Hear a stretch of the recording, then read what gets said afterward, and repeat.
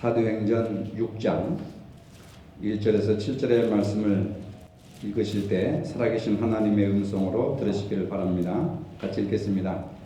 그때 제자가 더 많아졌는데 헬라파 유대인들이 자기의 과부들이 매일의 구제에 빠짐으로 히브리파 사람을 원망하니 12사도가 모든 제자를 불러 이르되 우리가 하나님의 말씀을 제쳐놓고 접대를 일삼는 것이 마땅하지 아니하니 형제들아 너희 가운데서 성령과 지혜가 충만하여 칭찬받는 사람 7을 택하라.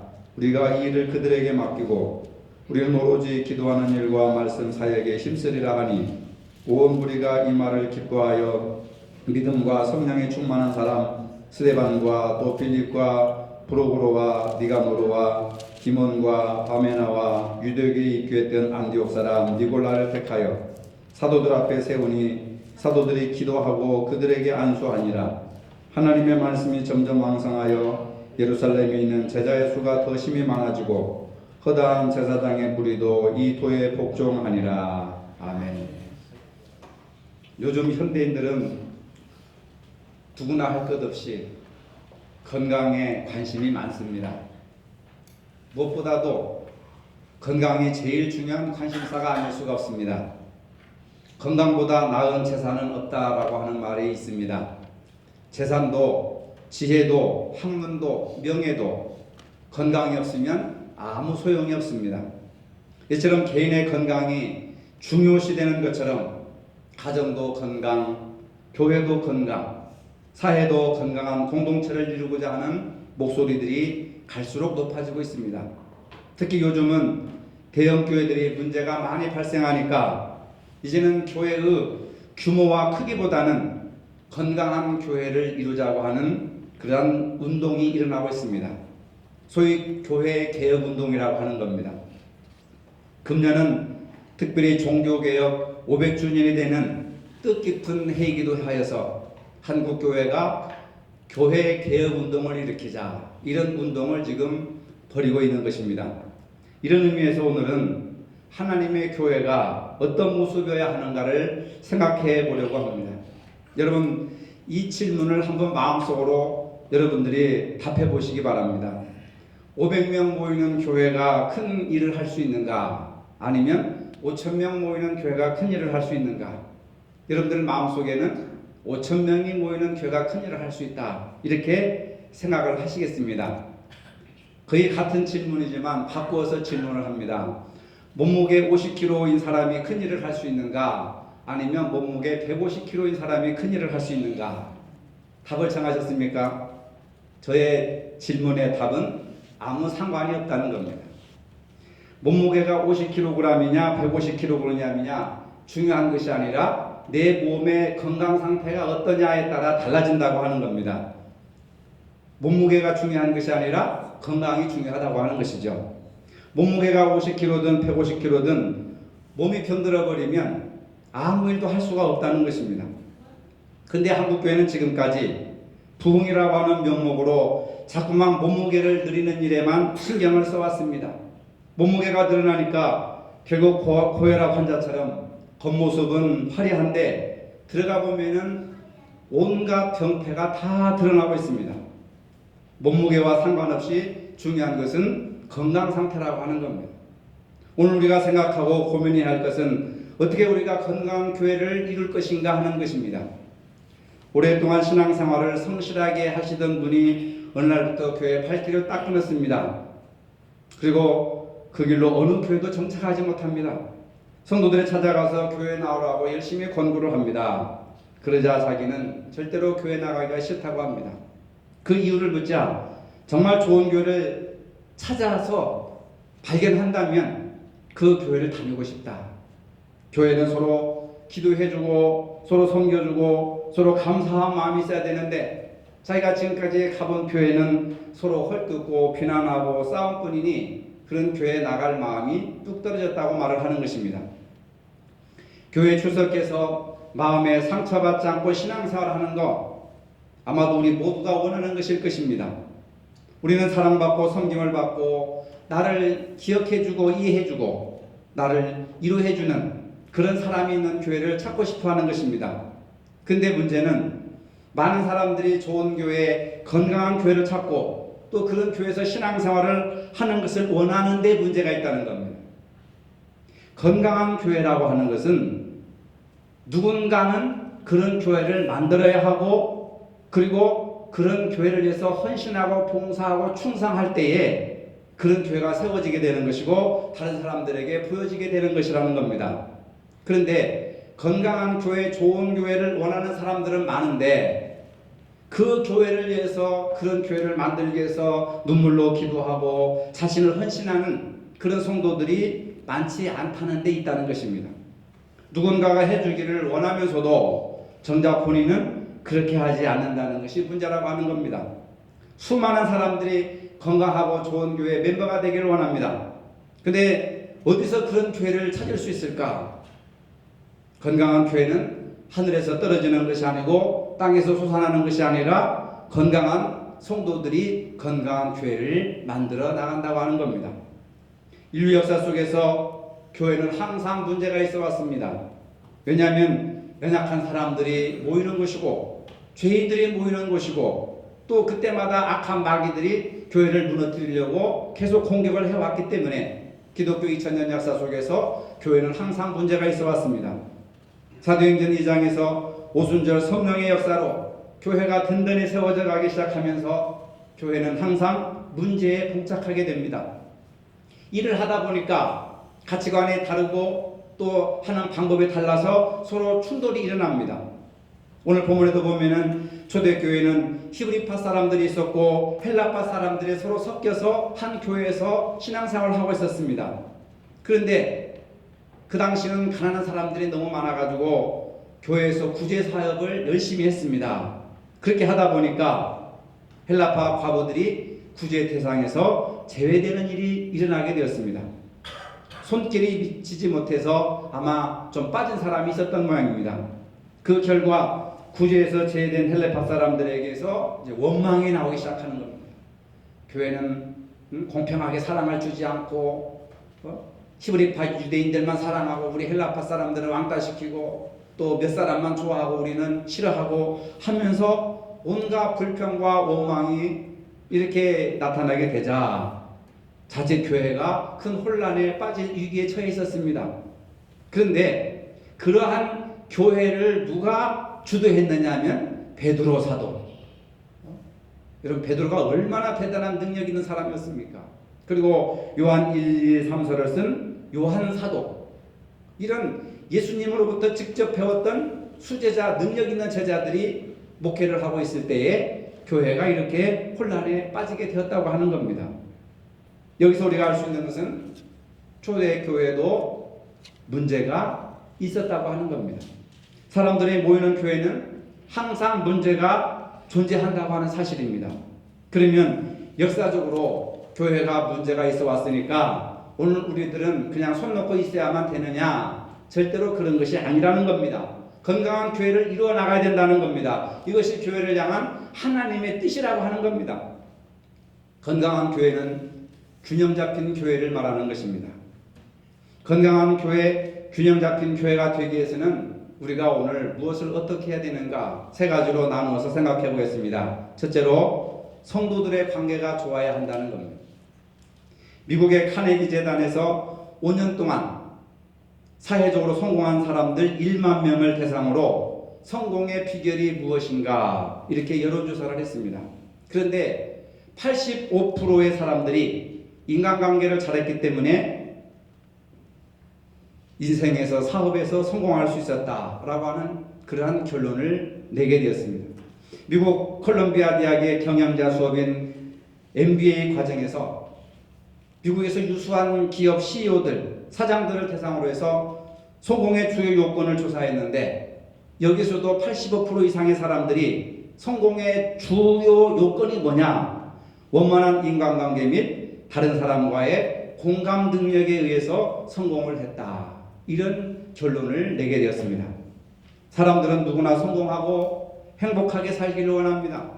또 건강한 교회, 건강한 가정, 건강한 국가를 이루기를 원하고 있습니다. 그런데 이런 여러 연구들을 통해서 행복하고 성공적인 삶을 사는 데는 가장 중요한 것이 바로 관계성이라고 하는 것입니다. 우리가 이렇게 앉아서 같이 예배를 드리고 찬송을 부르고 하나님의 말씀도 듣고 영광도 돌리고 이렇게 이런 모습들이 계속해서 지속되기 위해서는 뭘 잘해야 되느냐? 바로 관계를 잘 맺어야 된다는 겁니다.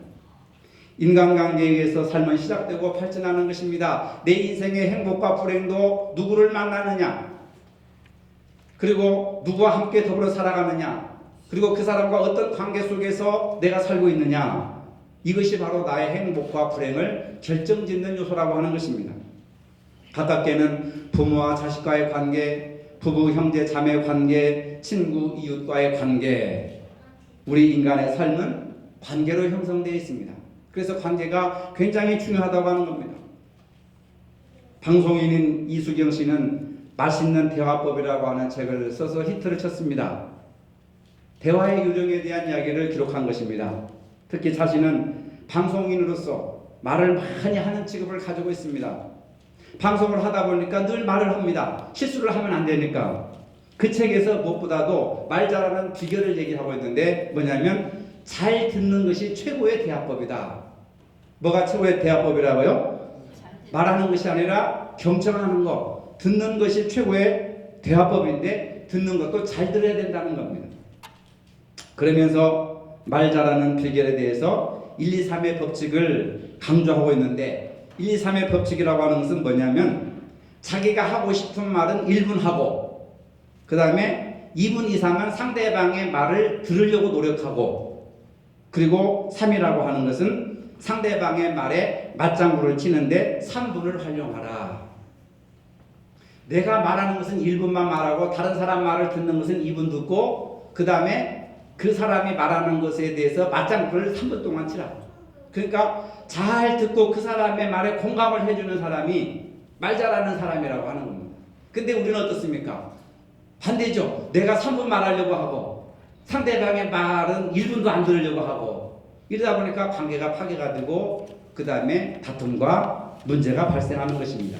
그렇게 하면은 상대방의 말을 잘 들어주는 것을 내가 말하는 것보다 배나 더 잘 들어주고 그리고 상대방의 말이 별 신통치 않아도 맞아 막 박수 치면서 눈을 맞춰가면서 얼굴을 봐가면서 맞아 이렇게 공감해주는 그런 과정을 통해서 아 저분이 나를 진심으로 받아들이고 있고 저분이 나를 진심으로 이해해 주는구나 하면서 신뢰관계가 형성된다는 거예요.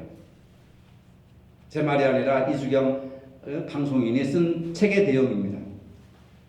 말을 잘하는 것도 중요하지만은 더 중요한 것은 상대방의 말을 잘 경청하는 겁니다. 잘못 들으면은 오해가 돼가지고 이렇게 문제가 발생하게 되는 것을 우리가 살아가면서 많이 경험하지 않습니까? 상대방의 말이 별로 이렇게 영향가가 없고 별로 중요하지 않아도 맞장구를 쳐주면서 공감을 해주면서 더 깊은 유대감과 공감의 분위기를 형성할 수 있게 되는 것입니다. 대부분 말다툼은 말을 잘못하고 말을 잘못 듣고 말을 잘못 전하는 데서 말다툼이 생기게 된다는 사실입니다. 우리가 좋은 인간관계를 이루기 위해서는 내 주장만 내세우지 말고 바로 상대의 말에 진심으로 귀를 기울여야 한다는 것입니다. 대부분 인간관계를 깊이 생각하지 않습니다. 다른 사람들과 사귀지 않으려고 하는 소심한 성격 때문이기도 하지만은 사람 만나고 사람 말 듣는 것을 귀찮게 여기는 경우가 많이 있습니다. 왜 내가 저 사람의 말을 귀를 기울여야 되는가? 왜 내가 저 사람의 말을 들어줘야 되는가? 대부분 이런 생각을 하기 때문에 마음의 문이 닫히고 그래서 내 말만 하면 되지 내가 상대방 이야기를 깊이 헤아릴 필요가 뭐가 있겠어 하면서 관계가 단절되게 된다는 것입니다.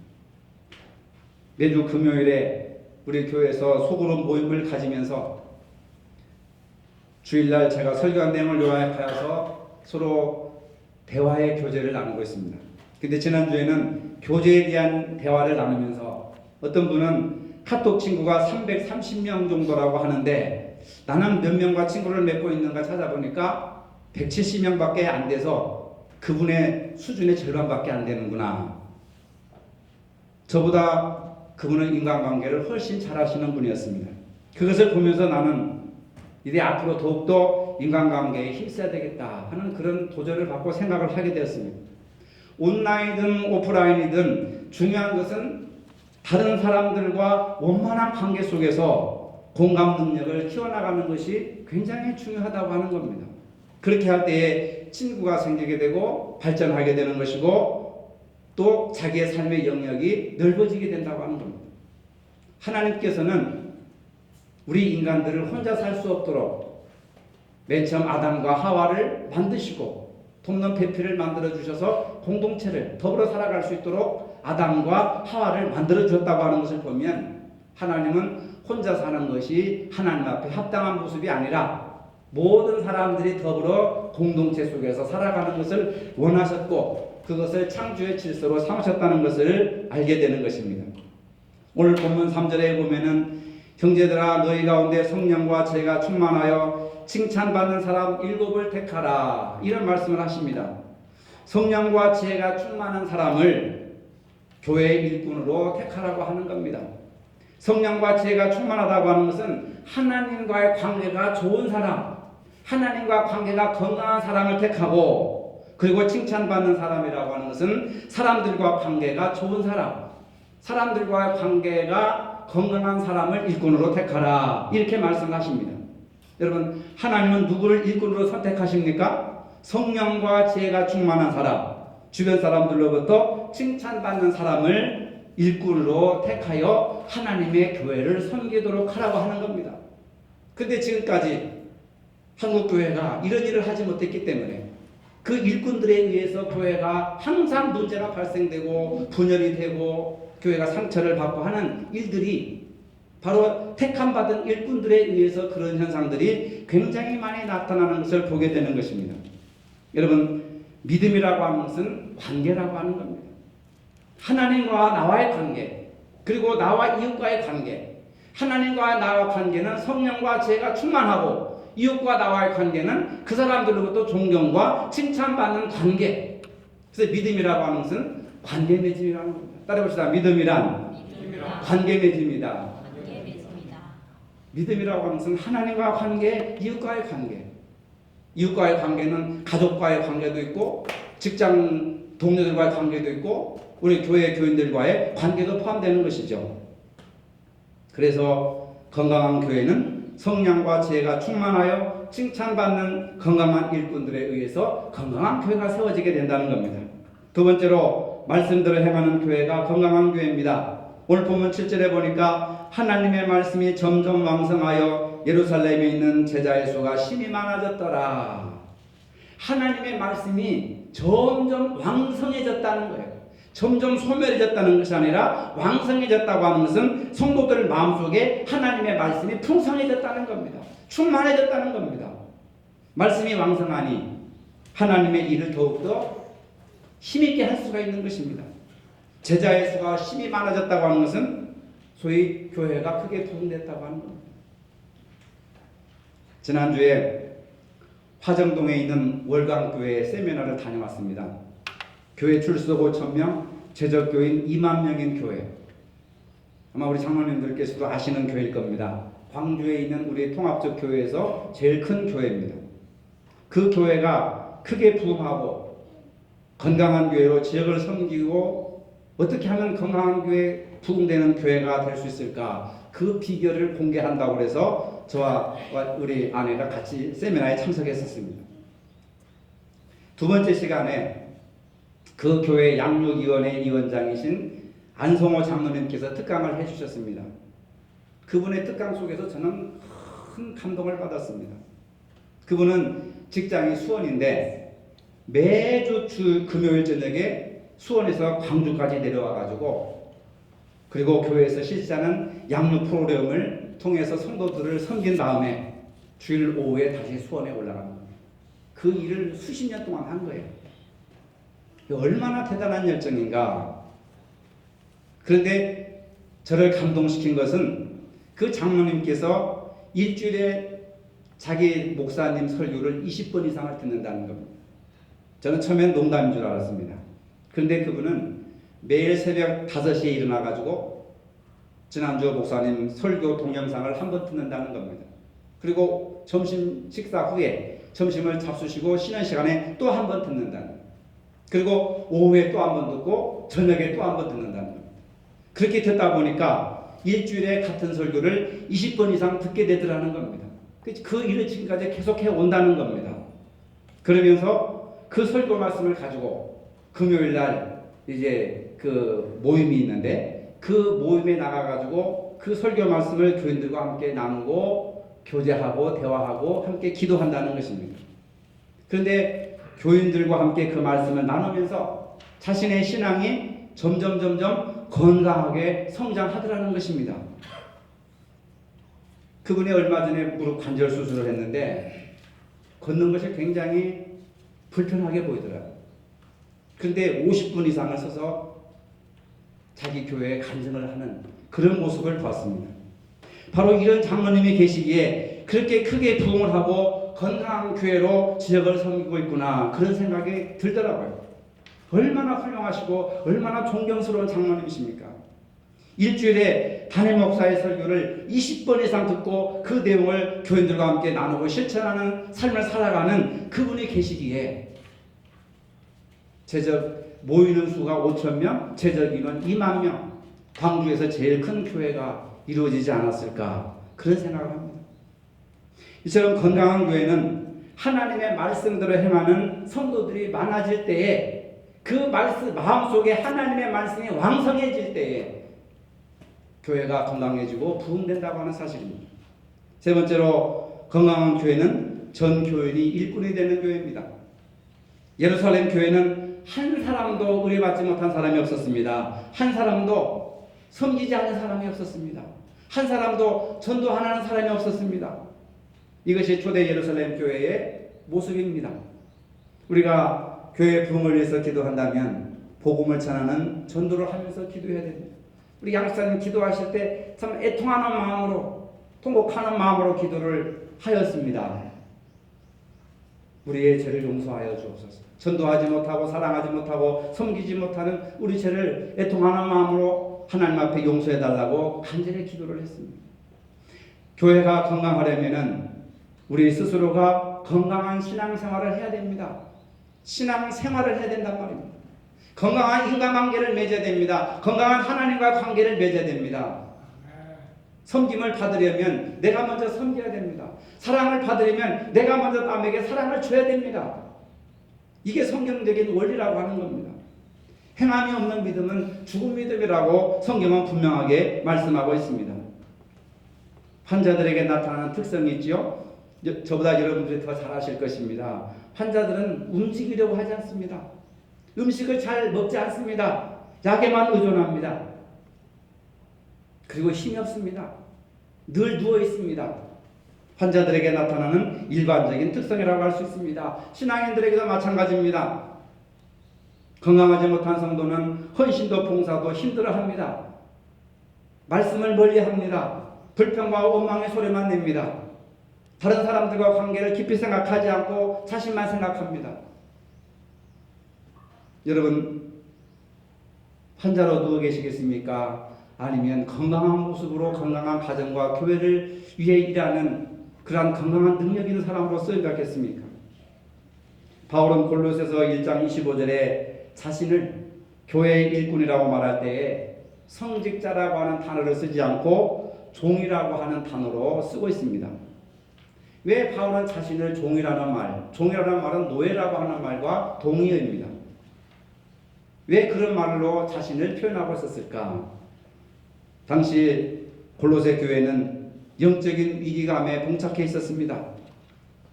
그래서 영적으로 힘이 없는 이 교회에 필요한 것은 섬김을 받는 사람이 아니고 감독하는 사람이 아니고 명령하는 사람이 아니라 노예처럼 섬기고 노예처럼 일하는 종이 필요한 교회다. 그렇게 생각하고 바울 자신을 설명할 때 나는 사도가 아니라 나는 하나님의 종이고 그리스도의 종이다 하고 종이라고 하는 단어로 쓰고 있습니다. 당시 골로새 교회는 사람도 많고 교회 형태도 잘 갖춰져 있었습니다. 그렇지만은 하나님을 위해서 교회를 위해서 헌신적으로 봉사하는 사람들이 많지 않았다는 겁니다. 바울은 자신도 종의 자세로 교회와 성도들을 섬기는 봉사하는 자세로 낮아져야 되겠다. 골로새 교회는 지금 종이 필요한 교회다. 이런 생각을 하게 됐다는 겁니다. 직분은 하나님이 교회에게 주시는 그런 사명이고, 직분이라고 하는 것은 하나님의 교회의 종이 되는 것입니다. 목사, 장로, 권사, 한수 집사, 다 서리 집사, 교회의 종이 되라고 세워주신 것입니다. 직분은 하나님의 교회의 종이 되는 것, 섬기는 것. 종은 하나님, 주인이신 하나님과 그리스도를 섬기는 직분이라고 하는 겁니다. 그걸 한시도 우리가 잊어서는 안 되는 겁니다. 직분을 계급으로 생각하면 안 되는 겁니다. 성경 그 어디에도 직분이 계급이라고 하는 데가 단 한 군데도 없습니다. 믿는 자와 제자들은 자세가 다릅니다. 믿는 자들은 예수 믿고 뭘 얻으려고 합니다. 건강을 얻고 물질을 얻고 성공을 얻으려고 예수를 믿습니다. 물론 이것이 나쁜 것은 아닙니다. 그런데 예수님의 제자들은 예수님을 위해서 생명을 내놓은 자들을 예수님의 제자라고 하는 겁니다. 그래서 예수님의 제자들은 예수님이 직접 부르셨고, 그 밑에서 교육받은 사람들, 훈련한 사람들 중에서 성령과 지혜가 충만한 사람들에게 칭찬받는 사람들을 투표해 가지고 선출해서 일꾼으로 세우라고 하셨습니다. 우리가 믿음으로 예수님을 알게 되었지만은 뭘 얻으려고, 교회에서 뭘 얻어가려고 예수 믿는다면 잘못된 것입니다. 예수님께서는 교인들을 부르시는 것이 아니라 예수님의 제자들을 부르신다는 겁니다. 그래서 예수님의 12제자들을 부르실 때에 갈릴리에 가서 나사렛에 가서 이 지역 저 지역 다 돌아다니시면서 예수님이 제자들을 직접 부르신 겁니다. 왜? 너희들은 나를 위해서 생명을 내어 놓아야 하는 제자들이다. 여러분들 하나님을 사랑하고 교회를 사랑한다고 말을 하잖아요. 정말 교회가 어려웠을 때에 교회를 위해서 생명을 내놓을 수 있는 자세를 가진 사람들이 진정 교회를 사랑하는 사람이고 주님의 제자라고 할 수 있는 겁니다. 이제는 우리의 믿음을 통해서 예수님을 증거하고 전도하고 봉사하고 섬기고 예수님을 위해서 생명까지 내놓는 그러한 성숙한 믿음으로 나가야 한다는 것입니다. 우리를 하나님의 교인들로 불러주신 이유가 무엇입니까? 예수 믿지 않는 사람들을 구원시키게 하려고, 주변의 육적인 사람들을 그리스도의 제자로 성숙하게 만들기 위해서, 하나님의 능력을 신뢰하지 못한 연약한 사람들, 하나님의 복음의 능력을 알지 못하는 사람들에게 복음의 능력을 알려줘서 어떻게 섬겨야 될지, 어떻게 봉사해야 될지, 어떻게 충성해야 될지, 어떻게 관계 맺어야 될지, 어떻게 사랑해야 될지, 그런 것을 가르쳐 주기 위해서 우리를 불러주셨다고 하는 겁니다. 바울은 골로새서 3장 13절에 이런 말씀을 하고 있습니다. 무슨 일을 하든지 마음을 다하여 주께 하듯 하고 사람에게 하듯 하지 말라. 이 말은 기분 내키는 대로 주의 일을 하지 말라 그 말입니다. 언제 어디서나 누구 앞에서나 겸손하게 주님을 대하듯이 최선을 다해서 일을 하라고 하는 겁니다. 이런 성도가 건강한 성도이고 이런 분들이 섬기는 교회가 건강한 교회라고 하는 겁니다. 건강한 교회는 균형 잡힌 교회입니다. 건강한 성도는 성령과 지혜가 균형이 잡힌 교회, 균형이 잡힌 성도. 이런 사람들은 주변에서 칭찬을 듣는 겁니다. 하나님과의 관계, 성령과 지혜가 충만한, 그리고 주변 사람들로부터 칭찬을 듣는 하나님과 이웃과의 관계 속에서 균형이 잡힌 신앙인이 건강한 신앙인이고, 그 균형 잡힌 건강한 신앙인이 건강한 교회를 만들어 가시고 그 일을 감당하기 위해서 여러분들과 저를 세우신 줄로 믿으시기를 바랍니다. 거룩하신 아버지, 우리 모두 성령과 지혜로 충만한 자가 되게 하시고 사람들에게 칭찬받는 성도와 교회를 이루게 하여 주시옵소서. 예수님의 이름으로 기도합니다. 아멘. 이제는 우리 주 예수 그리스도의 은혜와 하나님 아버지의 무한하신 사랑과 성령의 교통하심이 건강한 성도와 건강한 교회를 이루기를 원하는 사랑하는 모든 성도들 머리 위에 이제로부터 영원토록 함께 하시기를 축원하옵나이다. 아멘.